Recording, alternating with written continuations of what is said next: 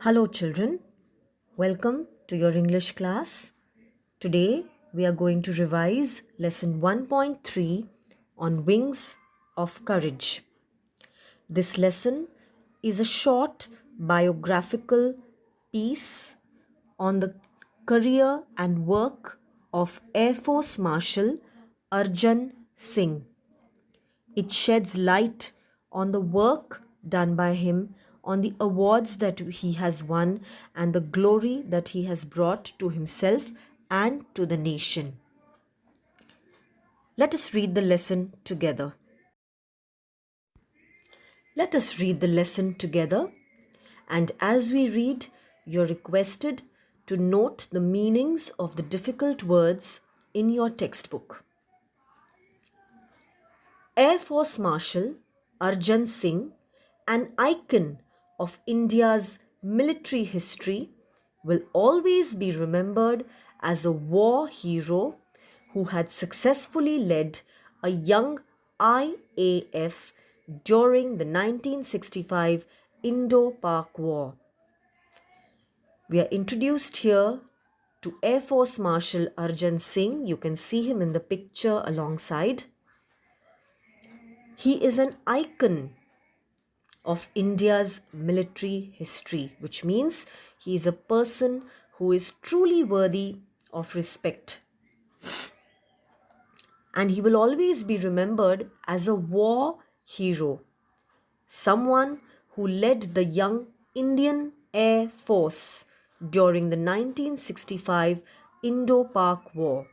Why does it say young IAF? It means that the Indian Air Force was very new at that time, and it was Arjan Singh who led the Indian Air Force during the 1965 Indo-Pak War, which is why he is a war hero. The only officer to attain the highest post of Marshal, the Air Force equivalent to the Army's 5-star Field Marshal, Singh was a fearless and exceptional pilot who had flown more than 60 different types of aircraft. Arjan Singh was an exceptional, which means a unique or unusual kind of a pilot, because he has to his credit the skill of flying more than 60 different types of aircraft. The author has also told us that he was the only officer to attain the highest post of marshal, which is the equivalent to the Army's 5-star Field Marshal. He played a major role in transforming the IAF into one of the most potent air forces globally and the fourth biggest in the world. He played a major role, that means he made a notable contribution in transforming the Indian Air Force into a powerful air force, the fourth biggest in the world. His contribution to the Indian Air Force is monumental to the least. The Indian Air Force grew with him. He joined the Air Force when he himself and the Air Force were very young. He was the epitome of military leadership in classical sense, and it is therefore not surprising that he was honored with the rank of Air Force Marshal. Former Vice Chief of the Indian Air Force, Kapil Kak, said, "Remember that his contribution to the Indian Air Force is monumental or of great importance, and therefore he is the epitome. He is a perfect example of military leadership." Singh was honored with the rank of Marshal on the Republic Day in 2002. Sam Hormuzji Framji Jamshedji Manekshaw, He's popularly known as Sam Manekshaw. And K.M. Cariappa were the only two army generals honored with the rank of Field Marshal. There was no such title in the Air Force until it was given to Arjan Singh. Known as a man of few words, Singh was not only a fearless pilot but also had profound knowledge about air power and applied it in a wide spectrum of areas. To apply something in a wide spectrum means to make great use of something. He used his knowledge which was profound and deep. He used it in many different areas. Singh had assiduously led the IAF during the 1965 war and denied success to Pakistani Air Force, though it was better equipped with American support. His most outstanding contribution was during that war, said Kark. They remember how Singh had contributed during the 1965 war by leading the Indian Air Force, which was not as well equipped as the Pakistani Air Force because they had the support of America. Commending his role in the war, Y.B. Chavan, the then defense minister, had written, Air Marshal Arjan Singh is a jewel of a person, quite efficient and firm, unexcitable, but a very able leader. His role in the war was officially praised by the defense minister, and he mentioned many qualities of Arjan Singh. He said he was a jewel of a person. He was efficient and firm, very calm or unexcitable, but a good leader. In 1944, the Marshal had led a squadron against the Japanese during the Arakan campaign. What is a squadron? It is an official group of aircrafts and pilots. He had led this squadron against the Japanese during the Second World War, flying close air support missions during the crucial Imphal campaign, and later assisted the advance of the Allied forces to Yangon, which was formerly Rangoon. So, this Arakan campaign was somewhere in the year 1942-43. It was a part of the World War when England opposed Japan in Burma. At that time, we were under British rule, and therefore our officers also had to help and support the British during the war. And it was during this Arakan campaign that Arjan Singh had assisted the British. And also during the crucial Imphal campaign. Crucial here means very important campaign. He assisted the Allied forces in the Second World War. In recognition of his feat, he was awarded the Distinguished Flying Cross on the spot by the Supreme Allied Commander of Southeast Asia, the first Indian pilot to have received it. Singh was selected for the Empire Pilot Training at Royal Air Force, that is the British Air Force, Cranwell in 1938 when he was 19 years old. He retired from service in 1969. So, for the feat or the achievement which he had made in the World War, he was given an award called as the Distinguished Flying Cross, and the award was given to him on the spot by the Supreme Allied Commander of Southeast Asia, and he was the first Indian pilot to receive that award. Then he was selected for training by the Royal Air Force. and he was only 19 years old at that time. Singh was born on April 15, 1919 in Lyalpur, now Faisalabad, Pakistan, and completed his education at Montgomery, now Sahiwal, Pakistan. His first assignment on being commissioned was to fly Westland Wapiti biplanes in the northwestern frontier province as a member of the number 1 RIAF squadron. These Wapiti biplanes are special aeroplanes which have got two pairs of wings.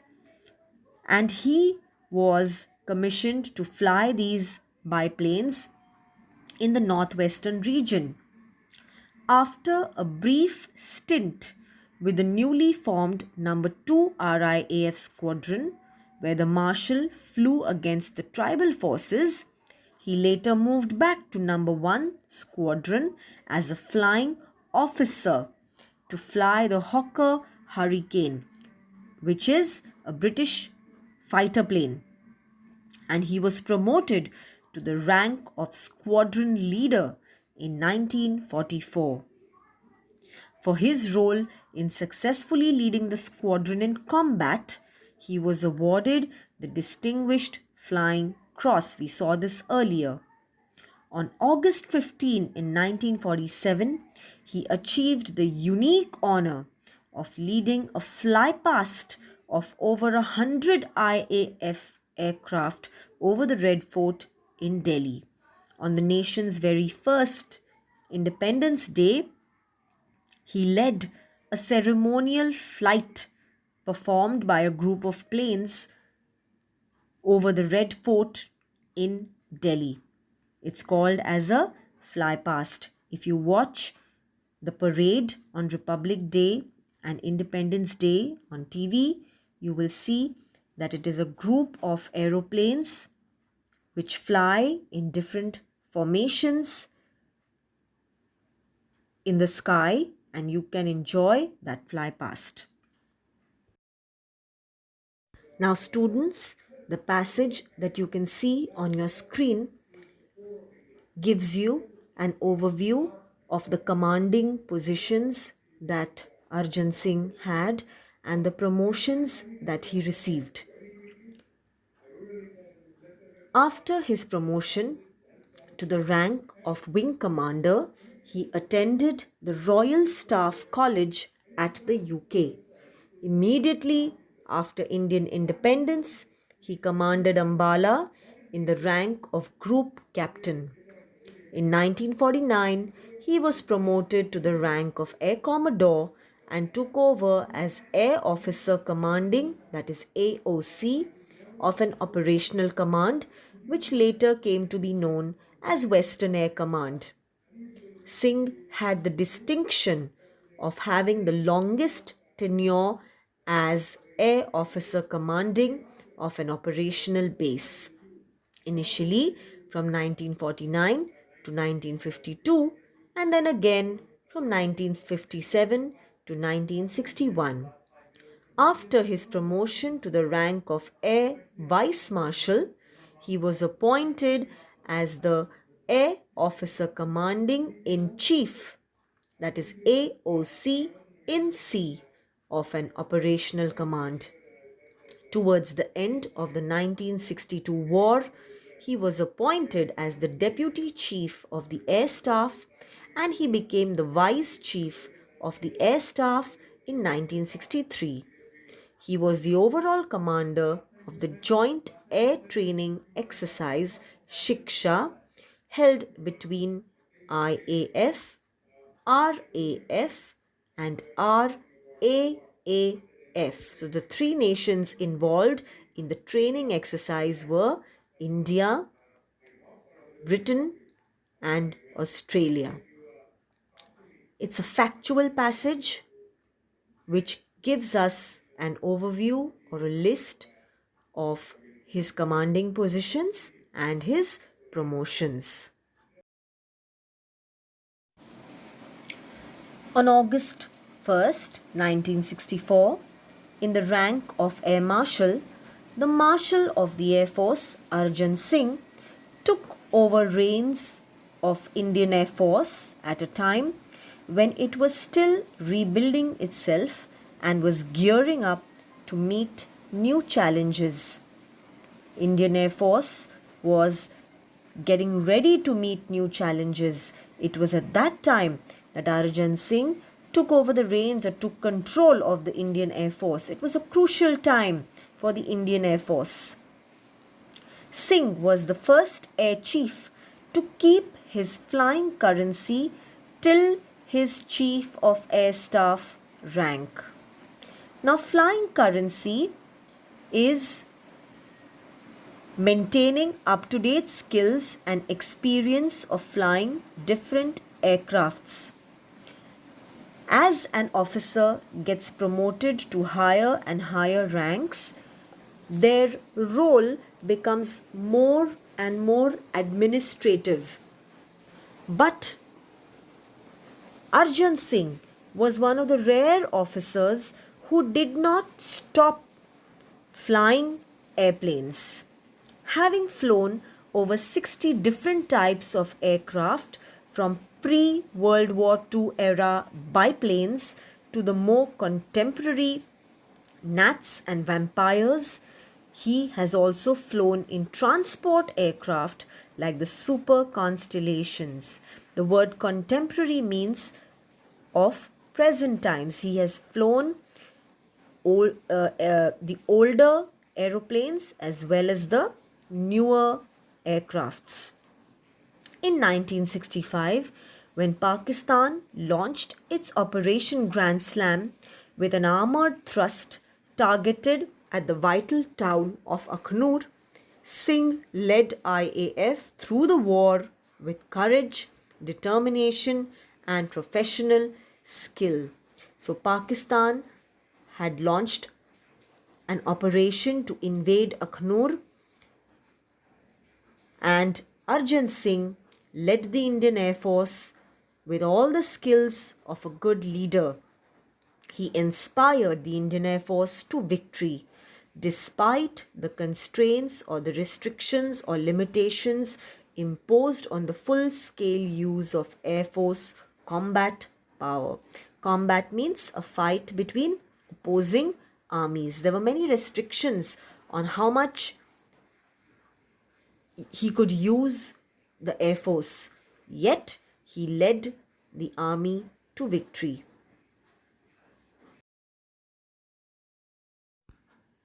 Singh was awarded Padma Vibhushan for his astute leadership of the Air Force during the war. Padma Vibhushan is the second highest award that India has for service. The first is the Bharat Ratna, and he received the Padma Vibhushan for his astute or sharp and intelligent leadership. Subsequently, in recognition of the Air Force's contribution during the war, the rank of Chief of Air Staff was upgraded and Arjan Singh became the first Air Chief Marshal of the Indian Air Force. He remained a flyer to the end of his tenure in IAF. That means until he retired from the Indian Air Force, he remained a flyer, visiting forward bases and units and flying with the squadrons. He would often visit forward bases, which are military bases, and he would fly with the junior squadrons. He retired in August 1969, thereupon accepting ambassadorship to Switzerland. He was Lieutenant Governor of Delhi from December 1989 to December 1990. So he had other positions after he left the Indian Air Force.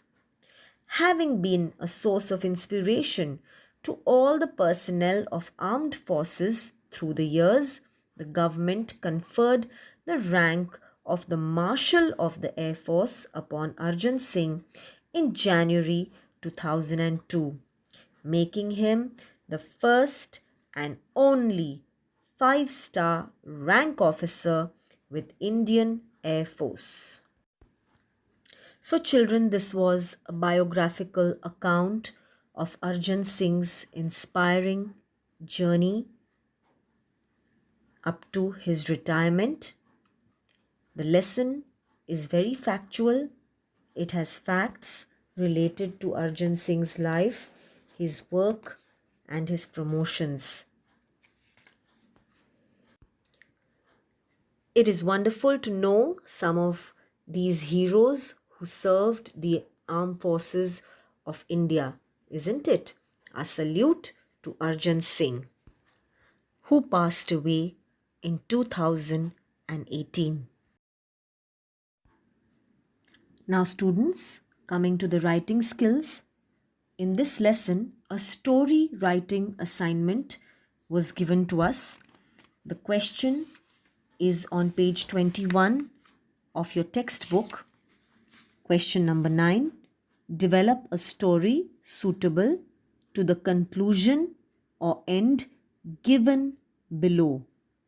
Suggest a suitable title. The ending of the story is given to us and we have to build the story. Now the ending is like this. And so, with tears of joy and pride, the 10-year-old Sayogita More received the National Bravery Award from the Prime Minister. When we read this ending, we know that we have to write the story of the bravery shown by a 10-year-old girl. It can be an imaginary story, though the story of Sayogita More receiving the National Bravery Award is not an imaginary one. We can write an imaginary story. Always begin your story by preparing a rough outline draft. The rough outline draft for this particular story is given on the right hand side. You can see there, Sayogita More, 10-year-old, walked to school with her 5-year-old brother. The brother is mischievous. One day, the brother tries to peep into a deep, narrow, dark well and falls in. The villagers gather, hearing his cries.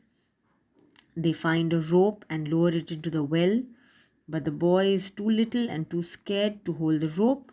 So Sayogita ties the rope to her waist and jumps in and grabs the brother. The villagers pull both of them out and then she finally receives the Bravery Award. I have prepared the rough outline draft for any story which you have to write. It is always advisable to prepare a rough draft like this. It helps you to keep track of where your story is going and it helps you to write faster and your story will be clearer and more compact. Then we begin writing the actual story. The title. It is better sometimes to leave a line for the title and you can write the title at the end. The 3 paragraphs are divided as follows. The first paragraph can be about 3 to 4 sentences in which you introduce the main characters. It is advisable to have only 1 or 2 main characters in the story and you have to describe the setting, that is a place or time of the day or the year, the background of the story. If you look at the actual story that I have written on the left hand side, you will find the first introductory paragraph. Sayogita More was bright and active 10-year-old girl who lived in Ramwadi with her family. She was adored by her mischievous 5-year-old brother Mayur. Only 2 characters in the story. There are others, but they are not named and they are not major characters. After that, we move to the main body of the story, the second paragraph. Here, we have to build the story until we come to the high point or the problem in the story where the heightened climax comes into the story and curiosity of the reader is aroused. The second paragraph goes like this. A deep, dark, and mysterious well stood abandoned on the route to their school. Sangeeta had to keep a firm eye on naughty Mayur as they passed the well each day. One day, on their way back home, Mayur raced ahead of Sanyogita and stopped to peep into the well. Now, here I have made use of some direct speech to make the story interesting. Hello, he called. Hello, the well echoed back. Mayur was intrigued. The deeper he bent into the well, the louder the voices calling him grew. And suddenly, losing his balance, he fell headlong into the deep well. Didi was the last fearful cry Sayogita heard as she turned the corner and saw Mayur's leg disappear into the well. Sayogita screamed, "Help! Help!" and some villagers who were passing by rushed to the spot. One of them found a rope in his bullock cart. He lowered it into the well, but Mayur was too small and too scared to hold on to it. At this time, everyone began to panic. So the second paragraph ends at a point where the curiosity of the reader is aroused. Now, what happens in the third paragraph? We have to write how the problem is solved. Let us read. But Sayogita, using her presence of mind, tied the end of the rope to her waist. She bravely said, "I will jump in and swim towards Mayur. Once I have him in my grip, I will grab the rope dangling in the well. You can pull me out with Mayur." The villagers hesitated, but they knew that time was precious and Sayogita was a good swimmer.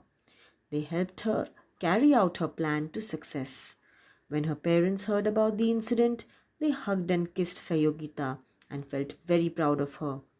Just before Republic Day, they received an official letter from the Government of India congratulating Sayogita on her selection as the recipient of the National Bravery Award. Her joy knew no bounds. The entire village contributed towards a great feast on the eve of Republic Day. And here comes the ending of the story. With tears of joy and pride, the 10-year-old Sayogita More received the National Bravery Award from the Prime Minister. So the story writing skill has to be done in this manner. 3 paragraphs of the story. First the introduction, then comes the body of the story, and finally the concluding paragraph in which you give the solution to the problem which has developed in the story. Give the moral only when asked. Now, I haven't given the story a title. You can give the story a title of your choice. Students, in your notebook, you are requested to please copy the format of story writing, and you can copy the story which I have written if you have not already written your own story. So children, with this, we come to the end of this chapter. A Word document is given below. It contains the notes and answers related to this chapter. If you have not completed your notes yet, this would be a good time to go through the Word document and to complete all your notes and update all the work related to this chapter. Thank you.